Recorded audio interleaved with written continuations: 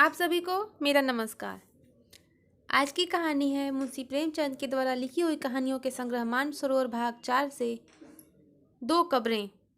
चलिए सुनते हैं कहानी।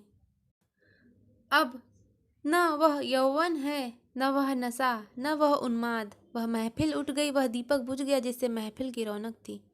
वह प्रेम मूर्ति कब्र की गोद में सो रही है। हाँ, उसके प्रेम की छाप अभी हृदय पर है और उसकी अमर स्मृति आंखों के सामने। वीरंगनाओं में ऐसी वफा, ऐसा प्रेम, ऐसा व्रत दुर्लभ है, और रईसों में ऐसा विवाह, ऐसा समर्पण, ऐसी भक्ति और भी दुर्लभ है।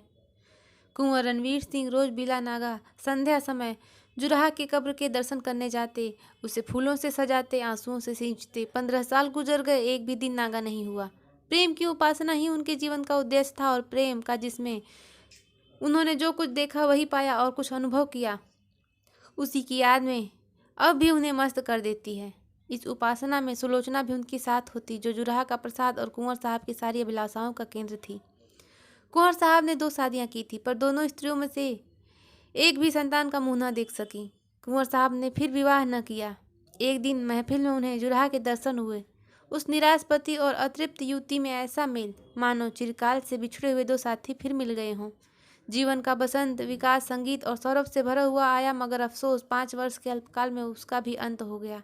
वह मधुर स्वप्न निराशा से भरी हुई जागृति में लीन हो गया, और वह सेवाव्रत की देवी 3 साल की सुलोचना को उनकी गोद में सौंपकर सदा के लिए सिधार गई। कुंवर साहब ने इस प्रेमोदेश के इतने अनुराग से पालन किया कि देखने वाले को आश्चर्य होता था। कितने ही तो उन्हें पागल समझते थे। सुलोचना की ही नींद सोते, उसी की नींद जागते, खुद पढ़ाते, उसके साथ सैर करते, इतनी एकाग्रता के साथ जैसे कोई विधवा अपने अनाथ बच्चे को पाले।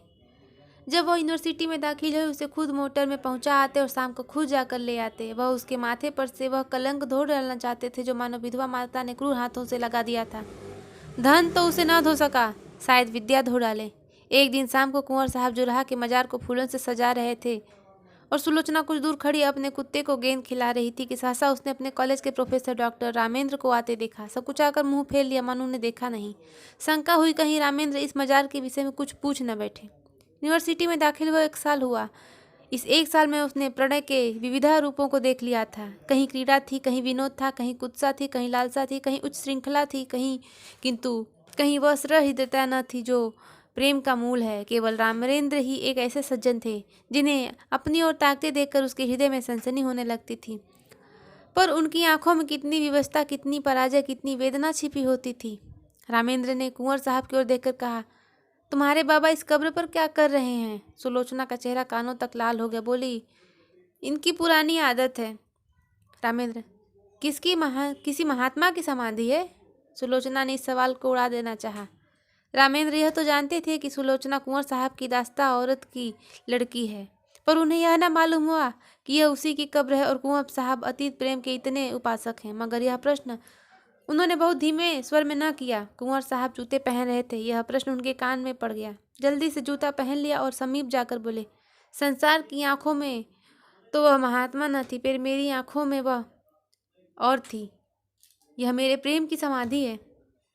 सुलोचना की इच्छा होती थी यहाँ से भाग जाऊं, लेकिन कुंवर साहब को जुराहा के यशोगान में आत्मिक आनंद मिलता था। रामेंद्र का विस्मय देखकर बोले, इसमें वह देवी सो रही है जिसमें मेरे जीवन को स्वर्ग बना दिया है। यह सुलोचना उसी की प्रसाद है। रामेंद्र ने कब्र की तरफ देखकर आश्चर्य से कहा, अच्छा? कुंवर साहब ने मन में उस प्रेम का आनंद उठाते हुए कहा, वह जीवन ही और था प्रोफेसर साहब। ऐसी तपस्या मैंने और कहीं नहीं देखी। आपको फुर्सत हो तो मेरे साथ चलिए, आपको उन यौवन स्मृतियों। सुलोचना बोल उठी, वे सुनाने की चीज नहीं है दादा। कुंवर, मैं रामेंद्र बाबू को गैर नहीं समझता। रामेंद्र को प्रेम का यह अलौकिक रूप मनोविज्ञान का रत्न सा मालूम हुआ। वह कुंवर साहब के साथ ही उनके घर आए और कई घंटे तक उन हसरत में डूबे हुए प्रेम स्मृतियों को सुनते रहे। जो वरदान मांगने के लिए उन्हें साल भर से साहस न होता था, दुविधा में पड़कर रह जाते थे, वह आज उन्होंने मांग लिया। लेकिन विवाह के बाद रामेंद्र को नया अनुभव हुआ। महिलाओं का आना जाना प्रायः बंद हो गया।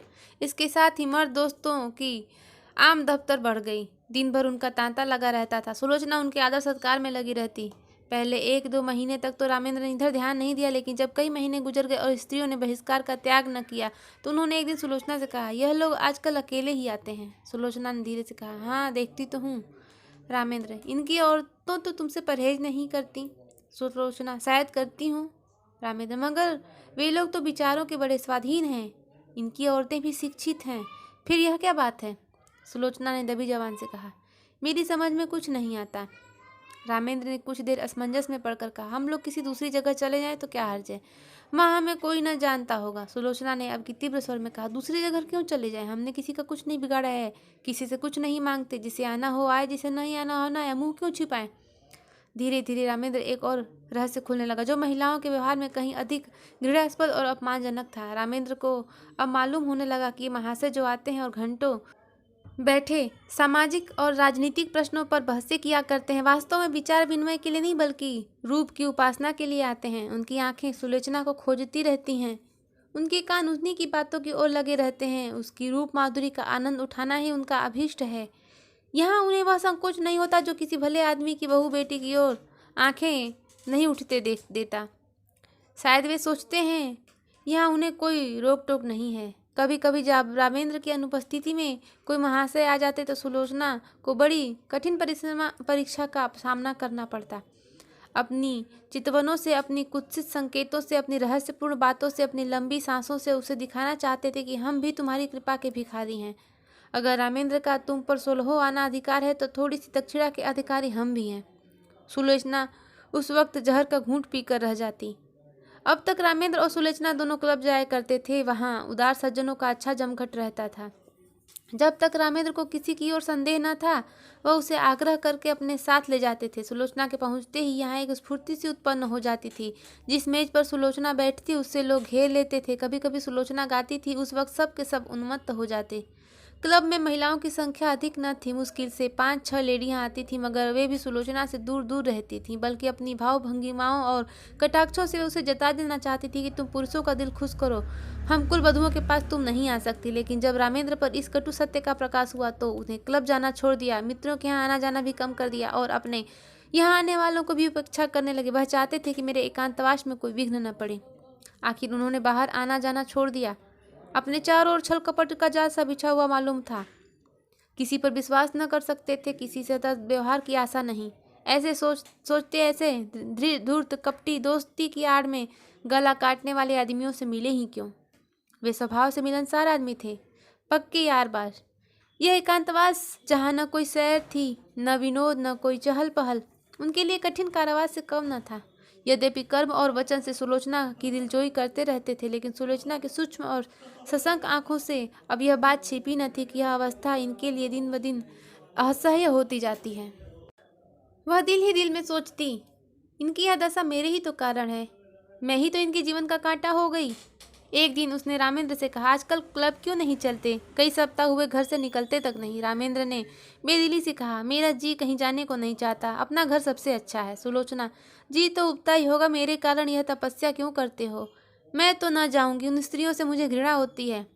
उनमें एक भी ऐसी नहीं जिसके दामन पर काले दाग न हो, लेकिन अब सब सीता बनती फिरती हैं। मुझे तो उनकी सूरत से चिढ़ हो गई है, मगर तुम क्यों नहीं जाते? कुछ दिल ही बहल जाएगा। रामेंद्र, दिल नहीं पत्थर बहलेगा। जब अंदर आग लगी हुई हो तो बाहर शांति कहाँ? सुलोचना चौंक पड़ी। आज पहली बार उसने रामेंद्र के मुंह से ऐसी बात सुनी। वह अपने को ही बहिष्कृत समझती थी, अपना अनादर जो कुछ था उसका था। रामेंद्र के लिए तो अब सब दरवाजे खुले हुए थे, वह जहाँ चाहे जा सकते थे, जिनसे चाहे मिल सकते थे, उनके लिए कौन सी रुकावट? लेकिन नहीं, अगर उन्होंने किसी कुलीन स्त्री से विवाह किया होता तो उनकी यह दशा क्यों होती? प्रतिष्ठित घरानों की औरतें आती, आपस में मैत्री बढ़ती, जीवन सुख से कटता, रेशम का पैबंद लग जाता। अब तो उसमें टाट का पैबंद लग गया। मैंने आकर सारे तालाब को गंदा कर दिया। उसके मुंह पर उदासी छा गई। रामेंद्र को भी तुरंत मालूम हो गया कि उनकी जबान से एक ऐसी बात निकल गई है जिसके दो अर्थ हो सकते हैं। उन्होंने फौरन बात बनाई, तुम समझती हो कि हम और तुम अलग अलग हैं? हमारा और तुम्हारा जीवन एक है। जहाँ तुम्हारा आदर नहीं वहाँ मैं कैसे जा सकता हूँ? फिर मुझे भी समाज की इन रंगे सियारों से घृणा होती है। मैं इन सब के कच्चे चिट्ठे जानता हूँ। पद या उपाधि या धन से किसी की आत्मा शुद्ध नहीं हो जाती। ये लोग करते हैं, अगर वह कोई नीचे दर्जे का आदमी करता तो उसे मुंह दिखाने की हिम्मत न होती, मगर यह लोग अपनी सारी बुराइयां उदारतावाद के पर्दे में छिपाते हैं। इन लोगों से दूर रहना ही अच्छा। सुलोचना का चित्त शांत हो गया। दूसरे साल सुलोचना की गोद में एक चांद सी बालिका का उदय हो। उसका नाम रखा गया शोभा। कुंवर साहब का स्वास्थ्य इन दिनों कुछ अच्छा न था, मसूरी गए थे।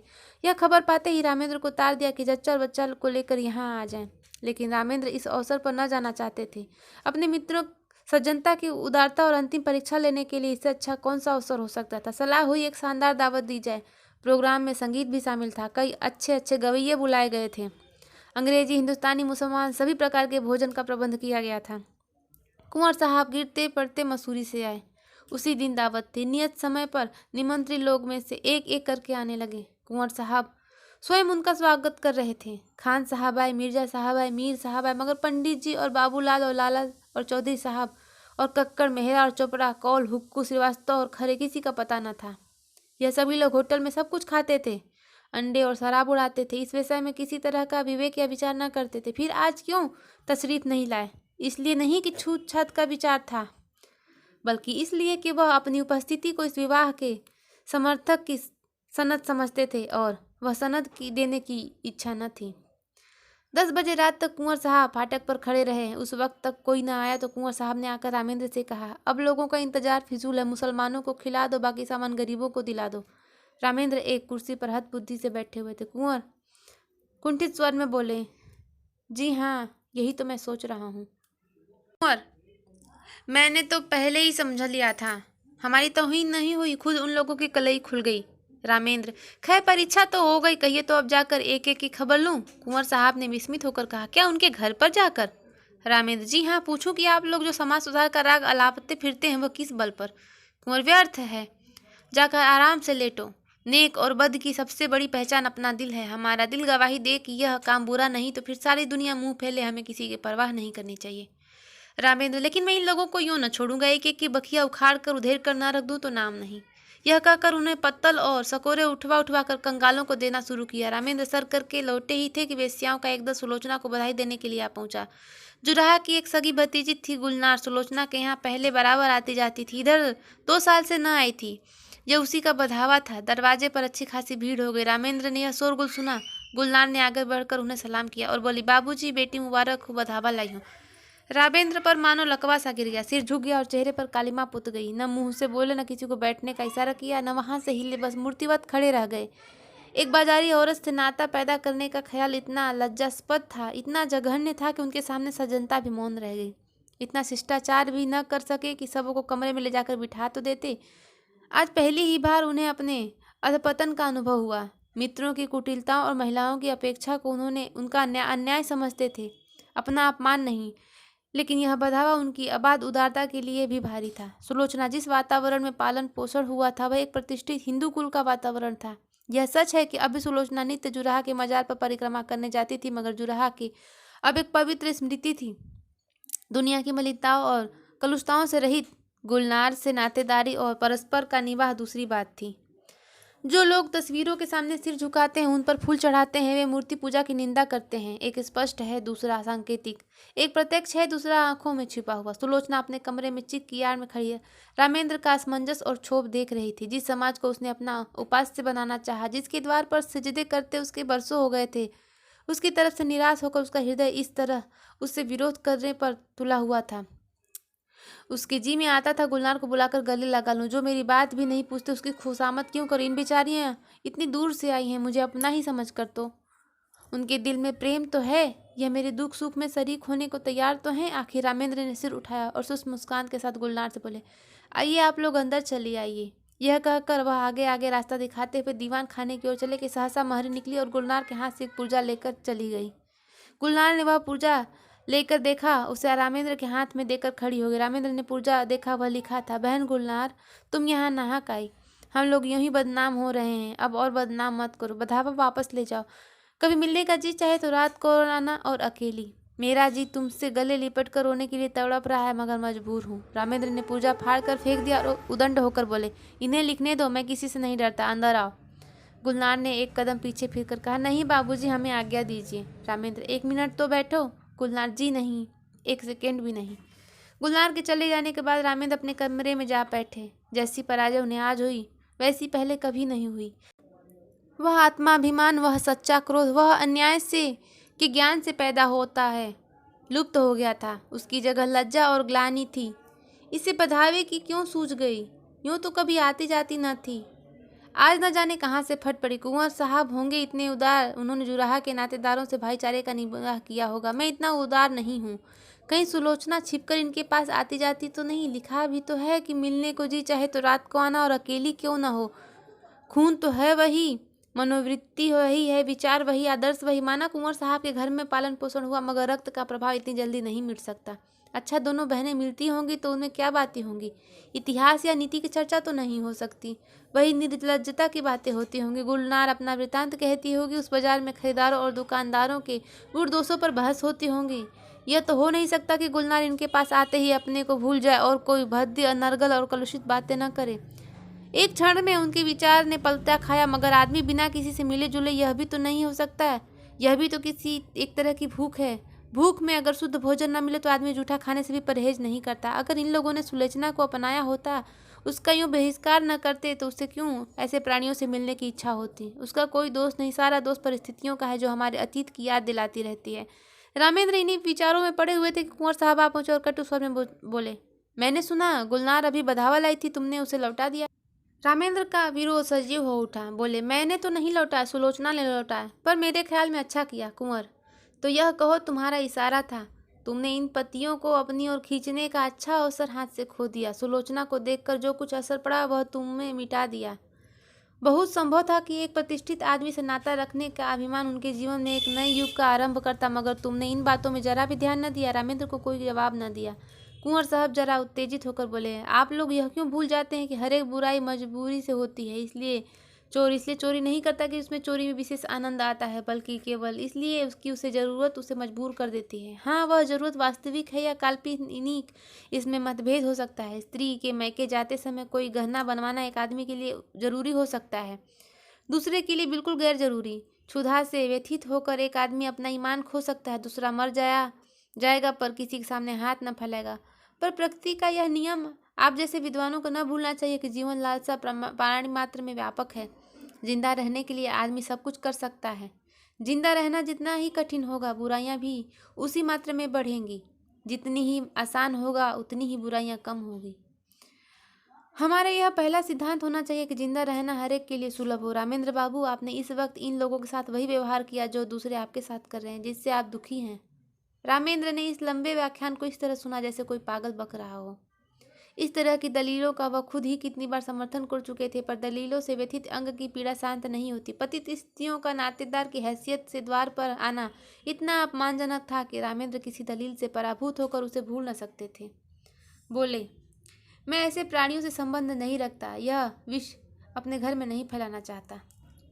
सहसा सुलोचना भी कमरे में आ गई। प्रसव काल का असर अभी बाकी था, पर उत्तेजना ने चेहरे को आरक्त कर रखा था। रामेंद्र सुलोचना को देखकर तेज हो गए। वह उसे जता देना चाहते थे कि इस विषय में मैं एक रेखा तक जा सकता हूँ, उसके आगे किसी तरह नहीं जा सकता। बोले, मैं यह कभी पसंद न करूँगा कि कोई बाजारी औरत किसी भी भेष में मेरे घर आए। रात को अकेले या सूरत बदल कर आने में इस बुराई का असर नहीं मिट सकता। मैं समाज के दंड से नहीं डरता, इस नैतिक विष से डरता हूँ। सुलोचना अपने विचार में मर्यादा रक्षा के लिए काफ़ी आत्मसमर्पण कर चुकी थी। उसकी आत्मा ने अभी तक उसे क्षमा न किया था। तीव्र स्वर में बोली, तुम क्या चाहते हो? मैं इस कैद में अकेले जान दे दूं? कोई तो हो जिससे आदमी हंसे बोले।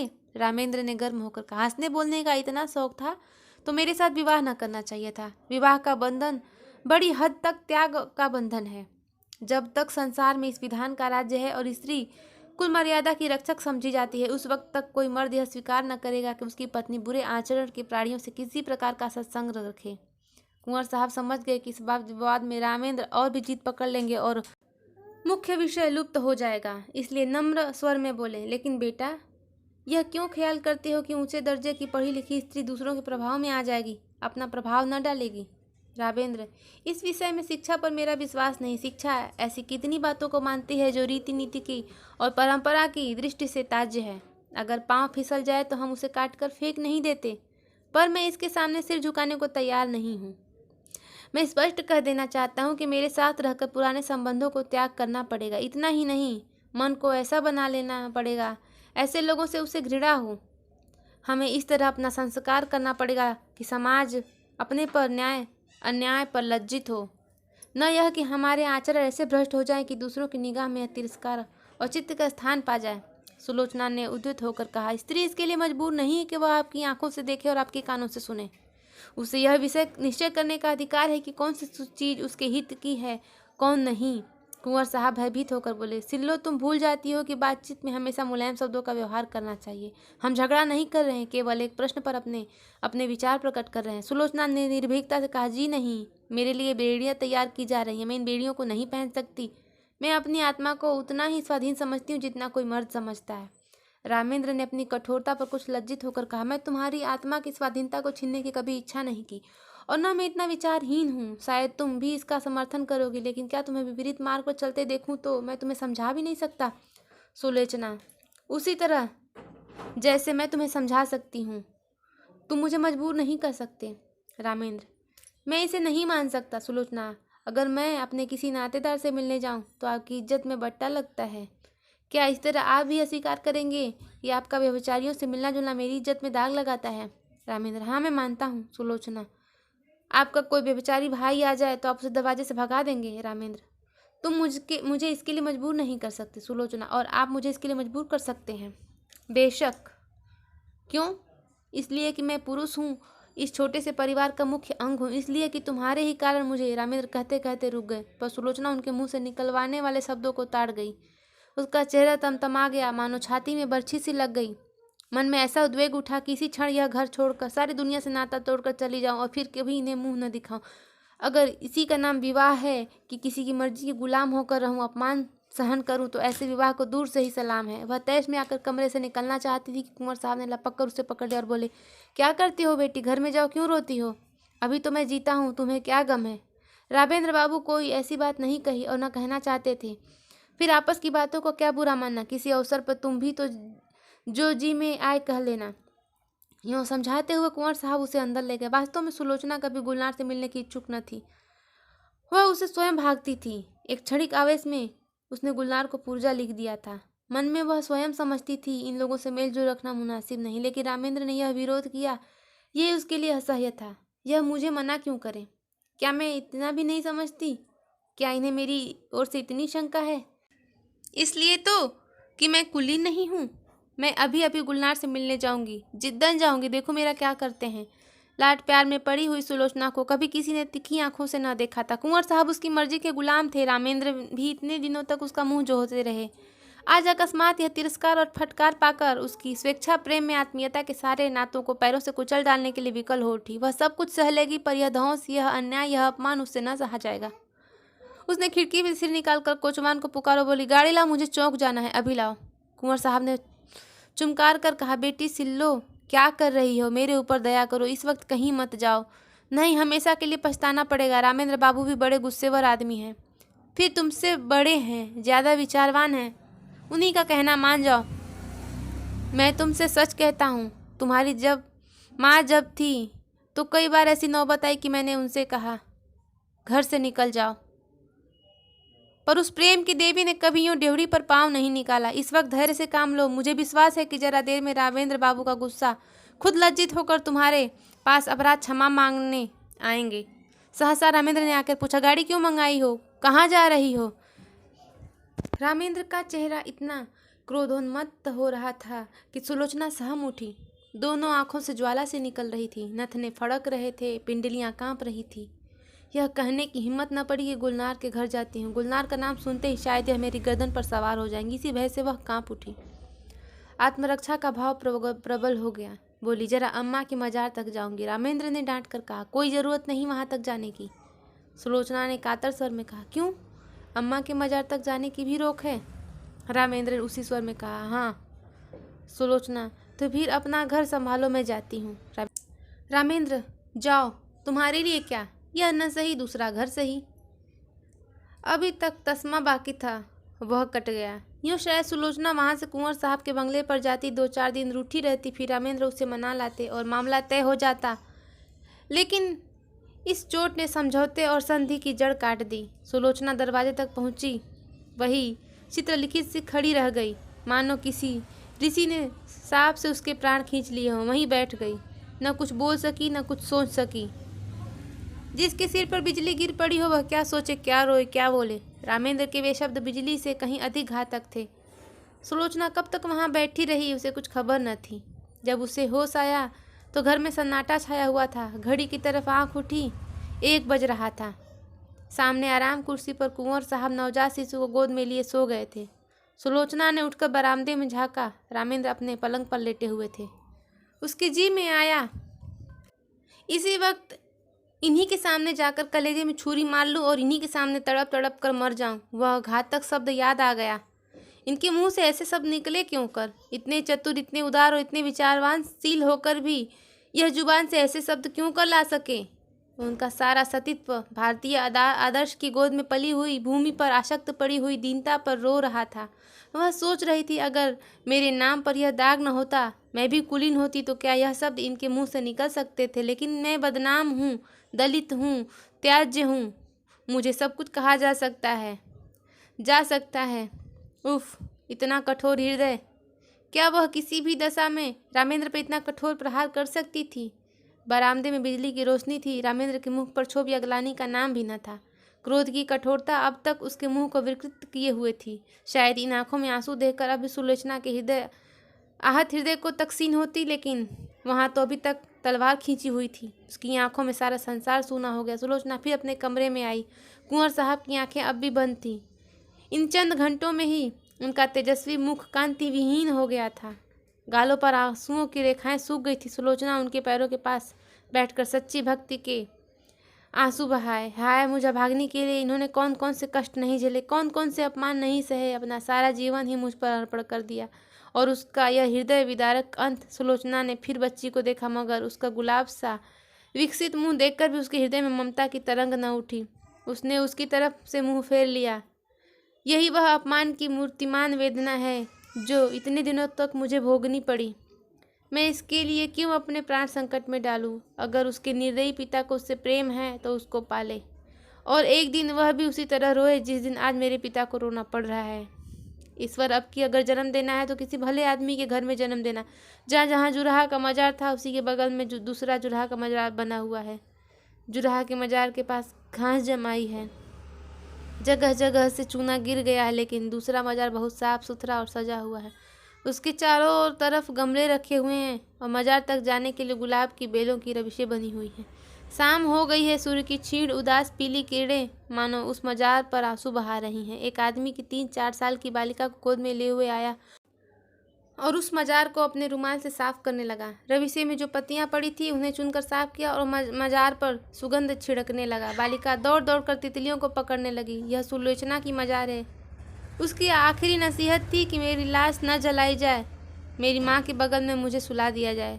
कुंवर साहब तो सुलोचना के बाद 6 महीने से ज़्यादा न चल सके। हाँ, रामेंद्र अपने अन्याय पर पश्चाताप कर रहे थे। शोभा अब 3 साल की हो गई है और उसे विश्वास है कि एक दिन उसकी माँ इसी मजार से निकलेगी। कहानी 2 कब्रें यहीं पर समाप्त होती है। आपको ये कहानी कैसी लगी कमेंट करके ज़रूर बताइएगा। अगर ये कहानी अच्छी लगे तो वीडियो को लाइक कर दीजिएगा और चैनल को सब्सक्राइब करना बिल्कुल ना भूलिएगा। मिलते हैं अगली कहानी के साथ, तब तक के लिए नमस्कार।